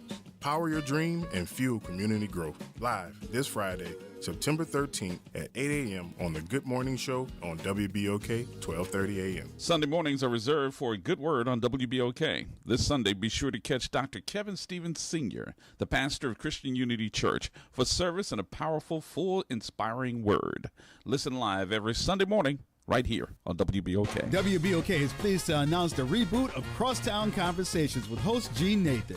A heightened focus on cultural entertainment events and the creators who present them. The new time is now Saturday at noon. Tune into the stories of our exploding creative scene with Gene Nathan on Crosstown Conversations. Talk That NOLA Education is all about awareness. Join me, Dr. Jaquil Ross from New Schools for New Orleans, to learn about the Literacy Leader Cohort program designed for middle and high school teachers around the science of reading. Tune in for Talk That this Monday at 12:30 p.m. on 12:30 a.m. Hey everybody, it's Kimber White Dupree. And it's Graylin Bryant Banks from the Front Porch. We're coming up next. Good morning, Wake Up. The Good Morning Show on WBOK 1230 a.m.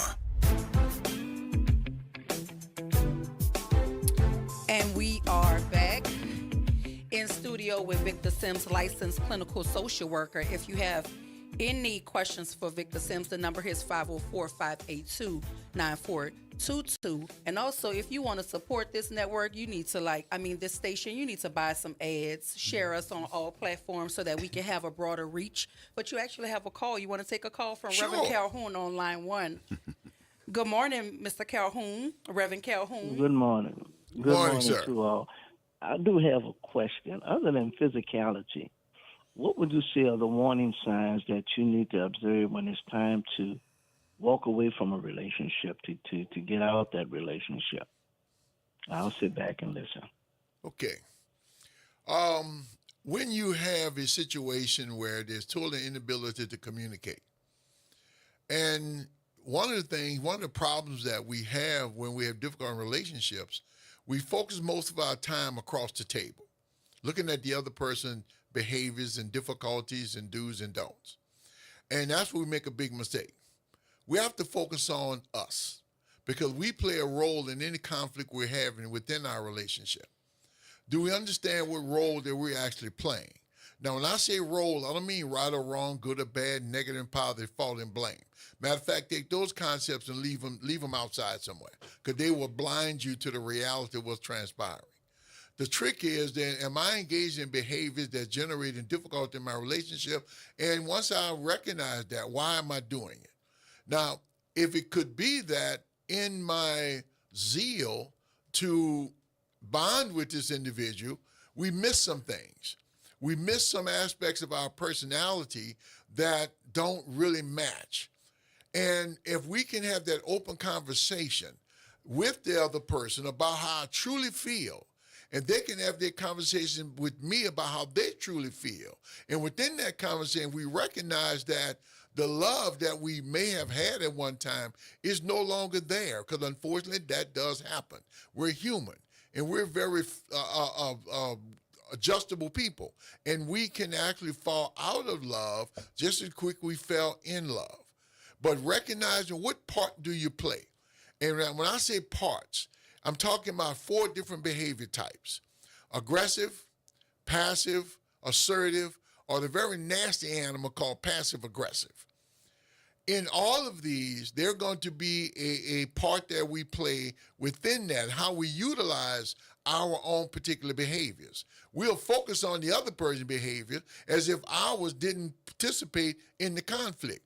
You cannot have a one-person conflict. Well, technically you can, but then we take you to inpatient psychiatric hospital and get you lots of medication.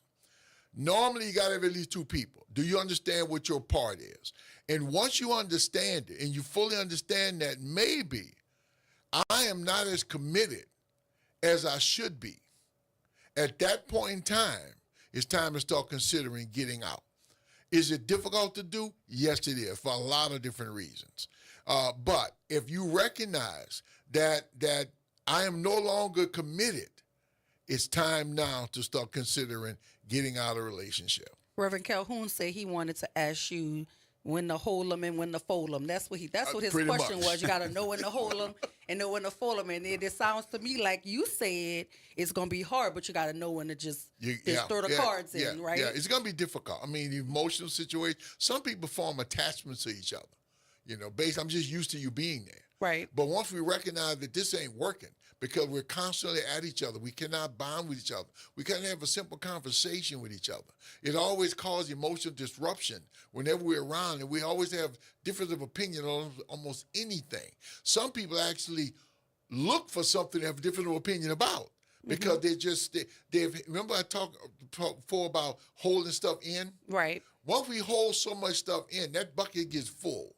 And once that bucket gets full, but because of the habitual pattern of holding it in, it starts overflowing now. Now I'm frustrated, I'm irritated, and I don't quite know why. I'm a hard person to get along with. Things I used to enjoy, I no longer enjoy. Things I used to do, I don't want to do that anymore.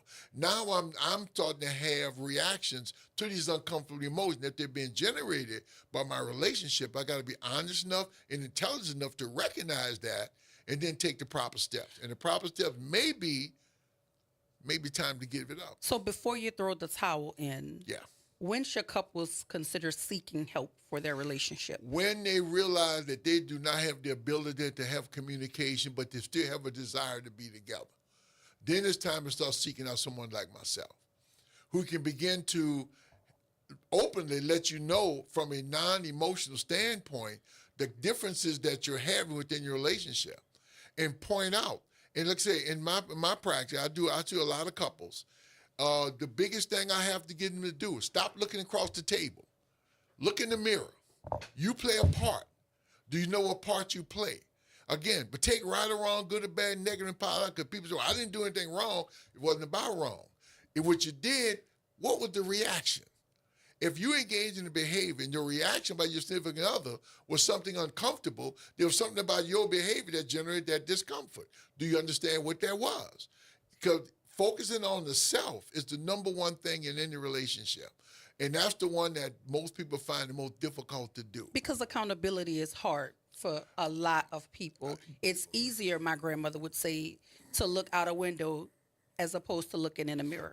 You're 100% correct. And a lot of people don't want to look in the mirror because they tend to know what's there. Yeah. If they look and they don't want to see it. And they don't want other people to see it. And then that's when they realize, because your significant other going to pull the covers off you. Peter, why do you think it takes so long to identify some of these things that you may, you start to have these changes later on? But to me, I kind of know a person when I first meet him. I kind of, it doesn't take me long to really dissect. It's discernment is what he's talking about. Well, I like this person or not. Not like them, but could I live my life with this person? Yeah. Well, some people the emotions cover things up.